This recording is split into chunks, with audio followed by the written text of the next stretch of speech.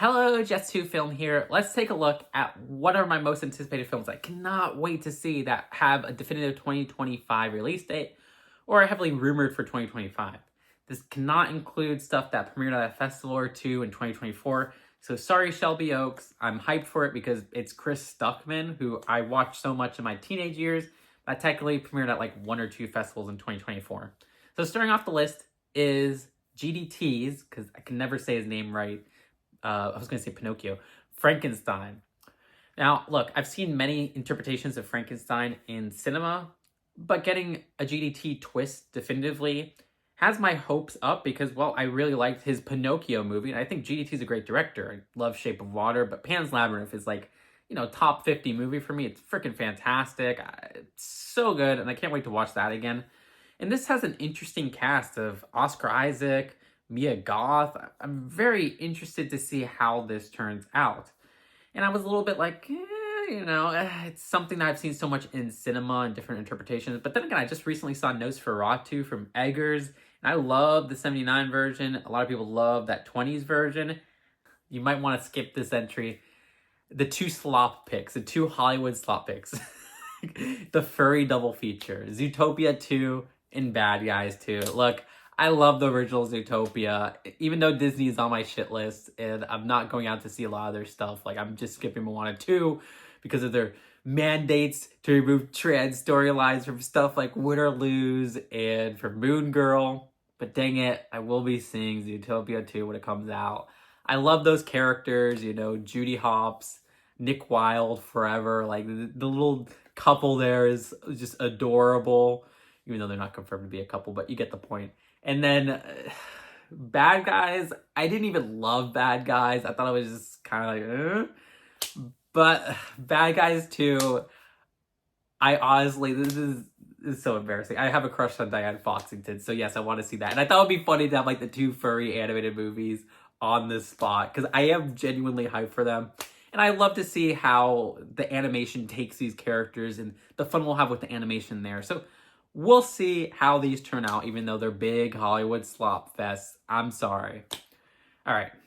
I say that, but there are some other Hollywood movies on this list. I mean, next up is 28 Days Later, which is a big budget movie. So I said 28 days. I mean 28 years later. Look, 28 Days Later is one of my favorite horror movies. I think that's just such a great movie in terms of the characters it made. And I really like the visual style. I love that it's in that like digital cam shooting style, which is a very bold move. And then this new one is shot on iPhone. Now I haven't seen 28 Weeks Later and I have very little interest to, but I guess I'll probably see it before this comes out. I love Alex Garland as a writer and I love Danny Boyle as a director, and both of them returned for this movie. Apparently also Cillian Murphy returns, and he was fantastic in the original film and is just a great actor in general. So yeah, this is a super hyped sequel for me. Then we have The Wedding Banquet, which you probably haven't heard of. This is by Andrew On. I hope I'm saying his name right. Very underrated director. He directed this movie called Spa Night, which I absolutely love. I think he also wrote that movie. Again, go watch Spa Night, which is this great little character drama that is a very small budget movie, but I love what it explores at its budget and at its short runtime. And then another great short directed movie by him, it's not a short film, it's like 80 minutes or so, is Driveways. Another very underrated film, another great character study that I think is just directed it in a very beautiful way. I think that's even like more visually beautiful than Spa Night, but I do think I like Spa Night in its character exploration more. But yeah, those two are great. And then he did Fire Island, which is like his worst film and his most popular film. It's kind of ruined by a narration, but it's not a bad film by any means. So I'm very excited to see his new movie, The Wedding Banquet. The thing that puts me back a bit, though, is that it's a remake of an Ang Lee film, which I haven't seen that version yet. Remakes can put me off a bit, but like I said, that Nosferatu, while not technically a remake, or Frankenstein, while not technically a remake, Frankenstein has potential. Nosferatu was fantastic, so a remake could be great. Then we have The Smashing Machine, which is directed by Benny Safdie. I love Benny Safdie, but it stars The Rock. Yeah, apparently it's going to be The Rock's like big drama debut. But yeah, Benny Safdie, fantastic director with his brother Josh Safdie. I love Good Time to death. It's a top 10 movie for me, I think.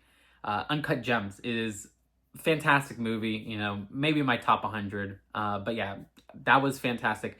Daddy Longlegs, very underrated. Go check that out. Just a great mumblecore character drama comedy in that style of that hectic Safdie Brothers nature. A lot of people will describe a film as a Safdie Brothers film. It's very hectic in this character drama thriller aspect on the streets.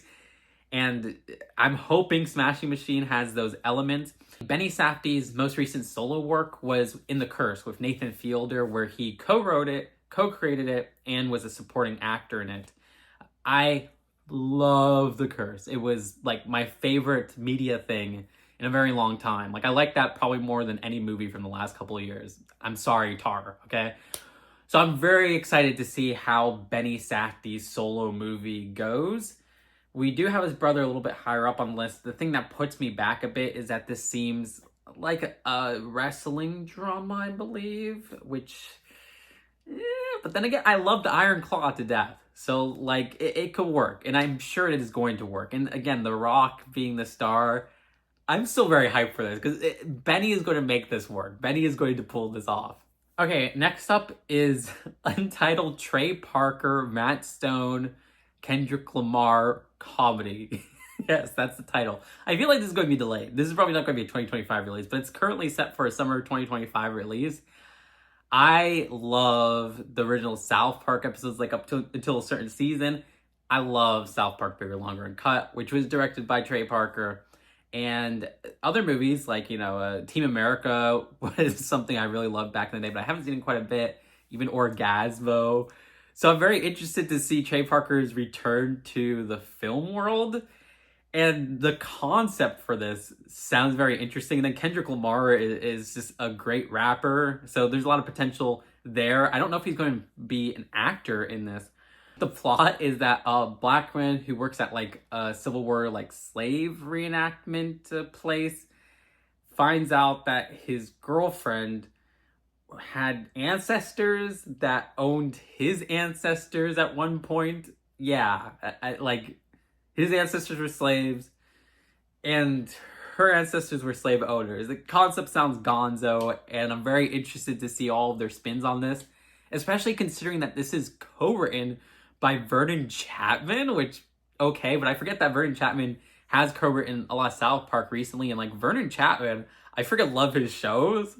The Shivering Truth is so good, and Xavier Renegade Angel is batshit, but also fucking awesome.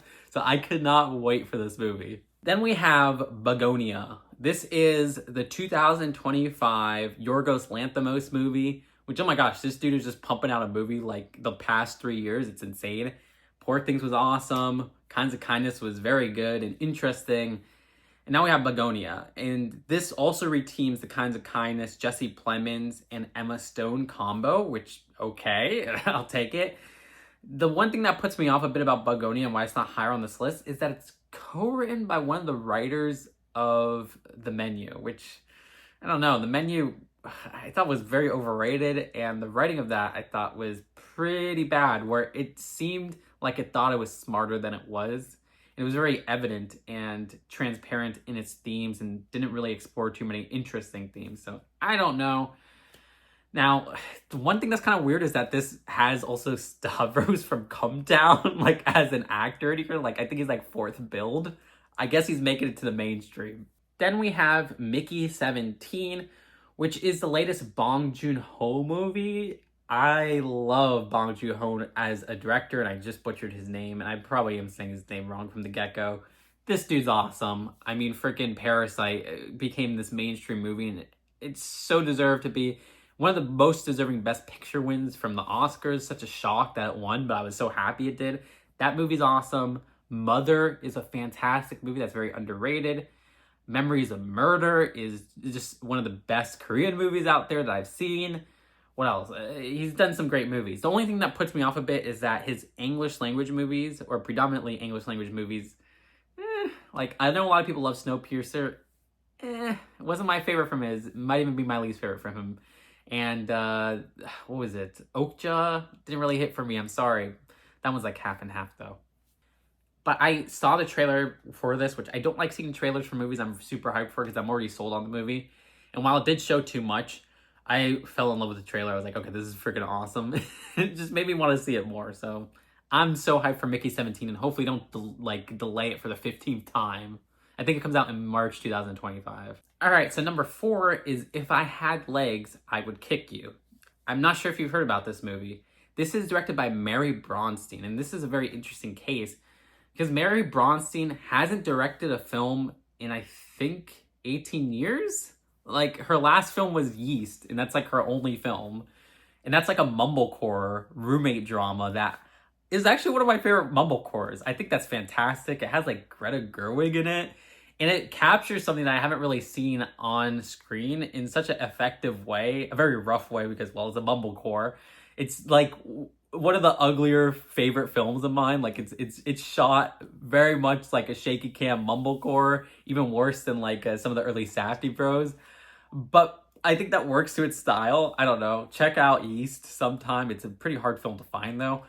And she's just returning in 2025, and I'm like, okay. She's the sister of Ronald Bronstein, which he directed Frownland, which I love Frownland. That's another one of my favorite mumblecores. I do like that more than Yeast. That's a freaking Criterion, which is shocking.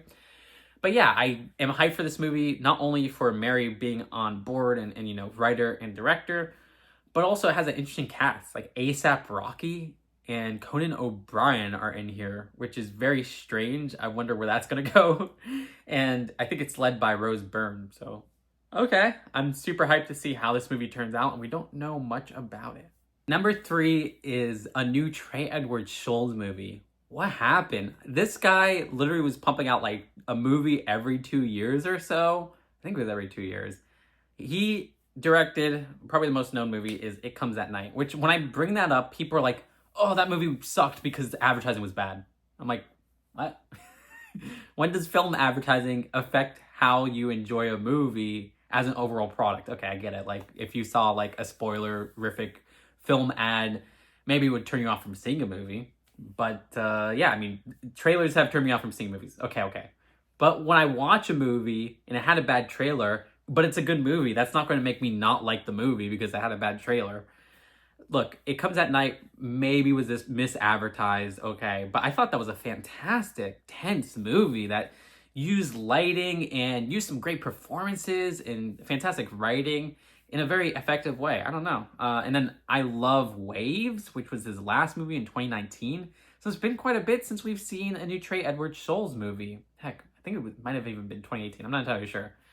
I also love Krisha, which was his first movie, and he like involved his family as actors. I think this is just such a great director, but he just kind of disappeared for a bit. And he's coming back for this movie, Hurry Up Tomorrow, which has Jenna Ortega in it, who is one of my favorite actresses at the moment. She's awesome. It has Barry Keoghan, who's one of my favorite actors at this moment. He is like top tier. I mean, what is it? Banshees of Inisherin, The Killing of a Sacred Deer. He's so good in those movies, even recently with Bird. But then it has The Weeknd, which I've only heard bad things about. What was that called? The Idol? So, yeah, that part's kind of like... But I have faith in Trey Edward Scholes. You'll pull this together. Okay, next up is Marty Supreme. This is my second most anticipated movie of 2025. This is Joshua Safdie's next movie, which again, part of the Safdie Bros, great movies that they've put together, but on their own. Josh Safdie directed a movie that I don't hear much about, which is called The Pleasure of Being Robbed. That movie slaps. Like, check it out. It's, I think, under 80 minutes. It might be like in the 70-minute runtime. I don't remember. But a great little mumblecore that I think is, again, an effective character drama and uses its time very effectively. And it's funny and it's dark. I love that movie. So I'm very hyped to see Josh Safdie's first solo movie since then, because that came out quite a long time ago. I think it was like 2008 or something. So yeah, so much potential there. And then this stars Timothée Chalamet, who's a great actor. I mean, yeah, overused, but I mean, he's not a bad actor at all. I think he's pretty freaking great in some movies. He's kind of meh in other movies. And I'm hyped to see where this turns out. And just seeing the set photos and stuff like that, this looks kind of like a street mumblecore. I'm like, okay, I'm getting vibes of The Pleasure of Being Robbed, of Daddy Longlegs, of Prince of Broadway. Like, there's so much potential here. But it is, interestingly enough, a sports drama. So that's kind of like, I'm not the biggest sports person out there, but I'm more intrigued by this sports drama than Smashing Machine by his brother. So we'll have to wait and see. Then my most anticipated film of 2025 is The Battle of Baktan Cross. This is the next Paul Thomas Anderson movie. And yeah, Paul Thomas Anderson, everybody says, oh yeah, that's my favorite director, with like him and Quentin Tarantino, film bros will say that. Deservingly so. I mean, PTA is a top tier director. He's only like nailed out like bangers. To be fair, the only movie I haven't seen of his is like his worst received one, which is Inherent Vice. I love Punch Drunk Love. I love Boogie Nights. I love Magnolia. I love Phantom Thread. Like, that's top tier. And then freaking There Will Be Blood. That's like a top 5 movie for me. Okay, probably top 10, but still, like, that's a 10 out of 10 for me. Oh my gosh. It's like, absolutely cannot wait for this movie. It's been so long since we've gotten a movie from him. And by so long, I mean, like, what? It's going to be like 4 or 5 years. But his last movie was Licorice Pizza, which, that was okay. It was a great movie, probably by other people, but from Paul Thomas Anderson, not one of his best, actually one of his weakest. Still, I'm so hyped for this. It has Leonardo DiCaprio in it. I'm hyped. Like, I've heard rumors that this is going to be about like the GOP. I'm like, what's going on here? What is this going to be? There's so much hype around this, and I cannot wait. I fear it's going to be delayed to 2026, but hey, if delaying it means it'll be a better movie, all the power to them. But those are my most anticipated films of 2025. I want to hear your most anticipated films of 2025 in the comments. Subscribe here for more honest film takes, and I'll see you later. Peace out.